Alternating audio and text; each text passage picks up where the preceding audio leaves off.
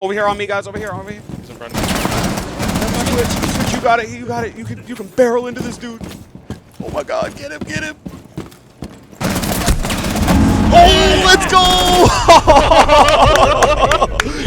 Good job. Thank you for setting that up for me. Yeah, no problem. Oh my God. Hey guys, Zen here, and today I'm bringing you guys an Operation Void Edge Supercut and myth-busting both Iana and Oryx. Ubisoft was kind enough to fly me out to Montreal so I could go hands-on with the new content in Year 5, and so in this video, I wanted to share with you some of what I captured, but also detail the interactions and new features of the brand new operators. So first up, we can talk about Oryx, the new defender with Operation Void Edge. He's another one of those rare operators who actually has a dual ability. His primary gadget is the Rema Dash, and it allows him to bash through soft walls, creating a massive opening to go on through. Now, there are some rules to this, and we'll cover that in the gameplay section of this video, but his other ability is being able to jump up through hatches, which, as you could imagine, makes Oryx a dominant roamer. Now, as far as loadout, he has access to the MP5 without the ACOG, and also the Spaz 12 shotgun. For secondaries, he has the Bailiff pistol, as well as the USP, but because hatches must be opened before he can climb up, similar to Amaru, you're going to want to bring the Bailiff to help with this. Finally, he packs barbed wire and a bulletproof camera as secondary gadgets, which are both solid options for this operator. Now, Oryx is what you may consider to be the perfect roamer because he has nearly an unlimited ability to open up the map, and also an exclusive ability that no other roamer can do, which is of course climbing up through hatches. This makes it difficult to track down exactly where he is at any given moment, but it also makes it challenging to know where he is headed in the event he escapes from a gunfight. Every other defender in the game has to commit to stairs if they want to move a floor up, which means the attackers have a pretty good idea of how an enemy might rotate or where they're headed. Oryx changes that gameplay, and now at the start of the round, you might see hatches opened up throughout the map during the prep phase, which sets up his ability to flank and get the advantage. The Rema Dash, on the other hand, is an interesting ability for me personally because I don't really see this as super game-changing or meta-shifting. To be honest, the fact that he can charge through walls looks cool and is super satisfying, but out of everything else he can do, I think wall barreling is the least effective. First off, it deals 10 damage each time you charge a wall, and it also resets the cooldown to 0, which means you'll have to wait until you can dash at all again. Now, what I think is super effective with the dash is actually the speed boost you get, and the fact that it makes Oryx the fastest operator in the game, even faster than a 3-speed operator while the dash is active. This opens up a ton of interesting plays with runouts, and if he finds himself in a sticky situation and needs to move quickly. However, the standout interaction this season is his ability to knock down a fully extended Montang, which is just huge, guys. Monty has always been an immovable mountain, and yes, there are some lower tier counters, but nothing is as effective as straight up leveling Monty to the ground in one click. It changes everything about those intense 1v1s, and if I were a Monty main,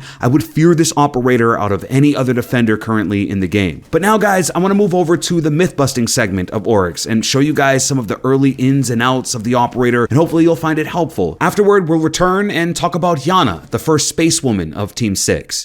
Hey. Any friendly fire? I want to try to run into you. Yeah, All right. Nothing. Oryx. Yeah. You run through the castle barricade. All right, let me try that right now. All right, here I go.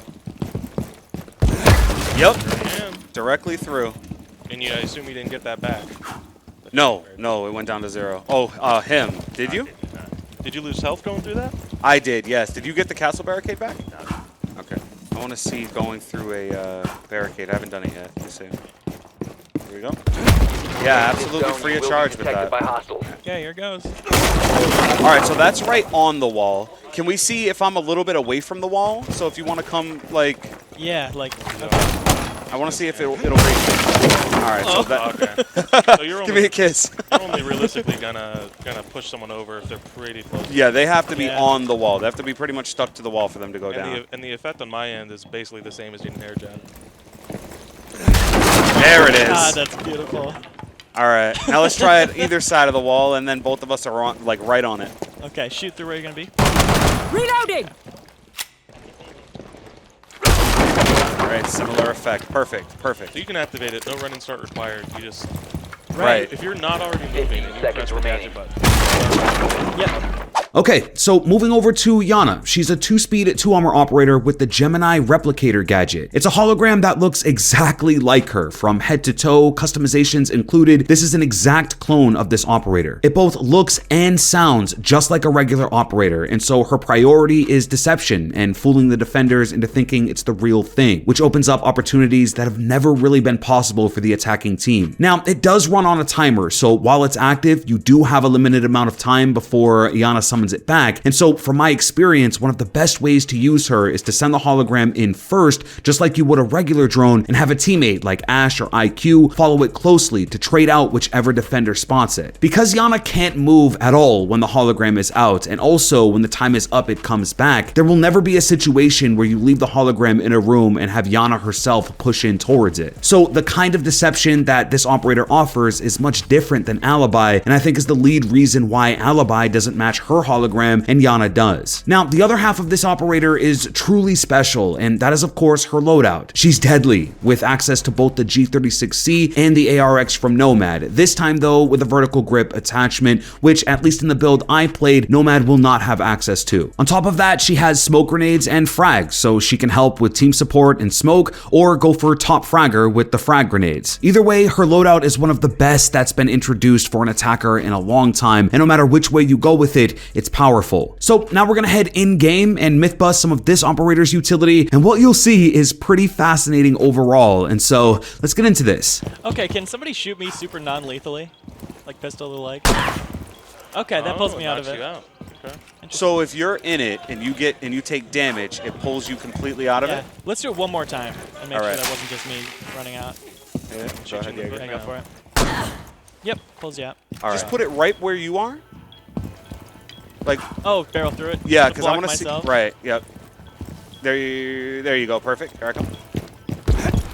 Yeah, nothing. It just I float right past That's it. crazy. It's weird. It doesn't even. Now when you're in Down it, to 15 same seconds. thing. Okay. I guess it's because that doesn't do damage at all. Nope. So Immune to just fire. electricity. Not care about fire. Not at all. Nope. So when put an alibi and I'll get spotted by it. Swapping to Gemini. Oh, this is just cool to see. Yep. So it reveals my actual Interesting. person's position. Oh, does it? Yeah. It's so it says it's It you're reveals- spotted right now. It reveals true Iana there. But it's gonna be really rare that she does that. Well, you can't shoot it, so if you have it Right. blocked in the doorway, there's nothing I can do about it other than go around. Right. With the Oh, hologram. that's So a I'd have good to- I'd have point. to So shoot it. yeah, just the fact that she wouldn't want to do it is still a counter. Yeah, based on what I remember, the proximity should be about right You here. can put it through the window. All right. So she's glowing. She's Yeah, like. she looks different now too. Yeah. That's awesome. Let me get I up need to close get with that. that. Let me get up close. Flash doesn't do anything to her though. It looks pretty cool. All right. Zap it up. Nothing. All right. Now the only other thing that I really wanted to do is just toss one of these at her. Okay, so tossing it at her destroys That it. does Yeah. damage. Does Okay. damage. to 1 anyone. HP. All right. Yep. It's anything. Interesting. So now you can easily say that any 1 HP damage will knock it out, including throwing this.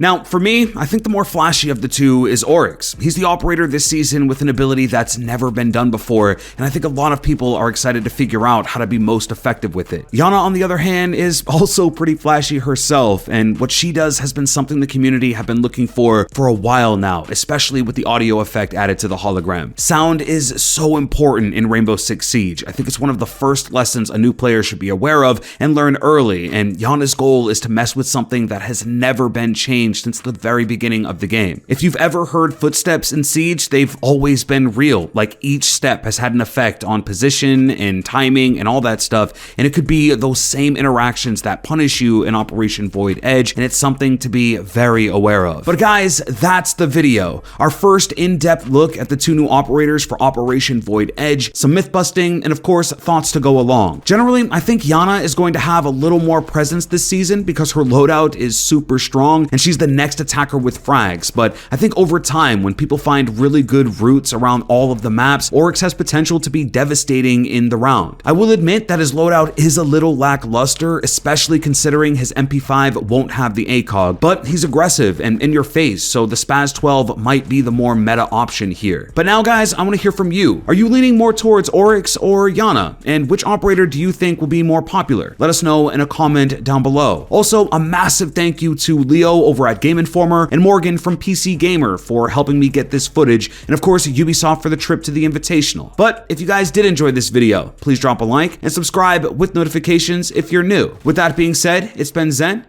Thanks for watching. I'm out.